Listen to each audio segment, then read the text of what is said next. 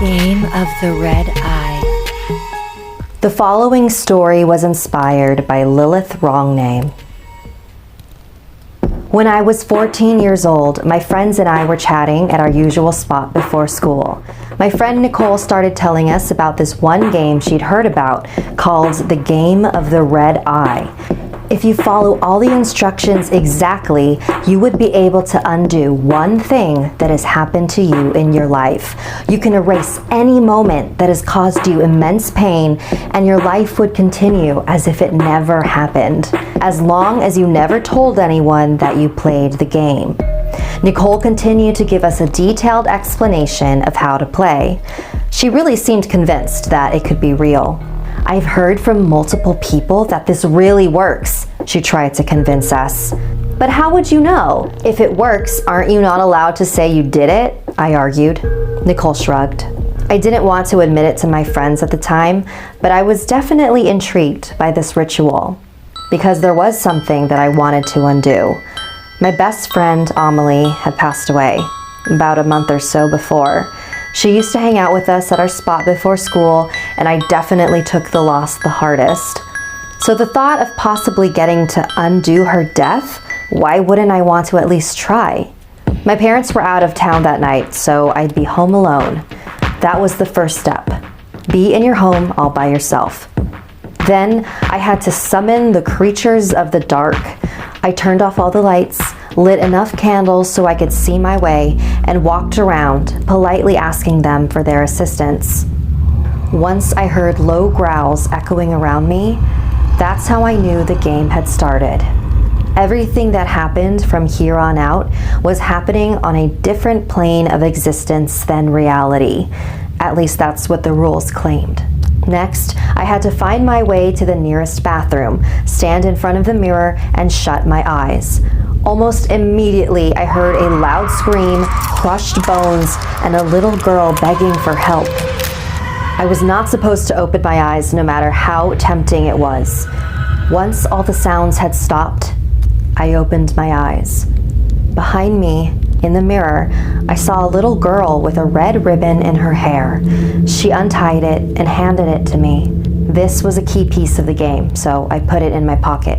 Next step was to leave the bathroom and find a door that now had a red knob. Once I found it, I entered the room. It was my bedroom, but it didn't look that way anymore. My bed and posters were gone. There was just a table with two chairs facing each other.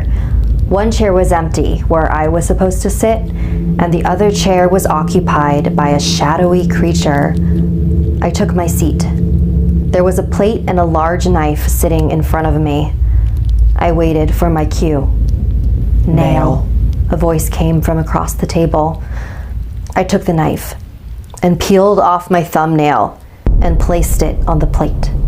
The shadowy creature grabbed it and consumed it rapidly. Finger. I continued to offer it the parts of me that it requested and watched it scarf them down. Ear. Eye. And finally, heart. I took the red ribbon out of my pocket and placed it on the plate. The creature grabbed it and guzzled it down. It immediately choked on the thick fabric and fell over on the table. I walked over to it and lifted its head back up and reached inside its mouth. Inside was an eyeball with a red iris. This is when you make your wish. I closed my eyes and wished that Amelie had never gotten in that car accident that totaled her red Jeep, and that she would show up to school tomorrow like it never happened. I turned all the lights back on and thanked the creatures of the dark for helping me. The game was finished.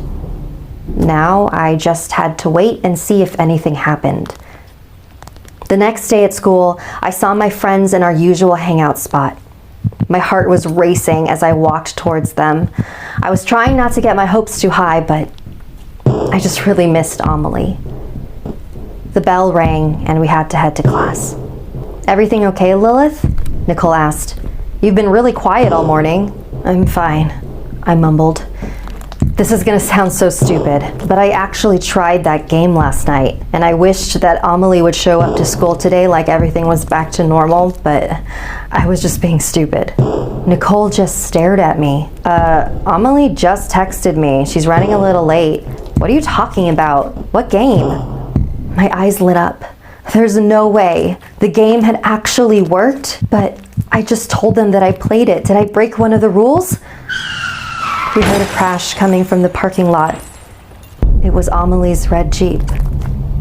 In my attempt to save myself some grief, I ended up losing Amelie twice. I don't know how I'm ever going to get over this now.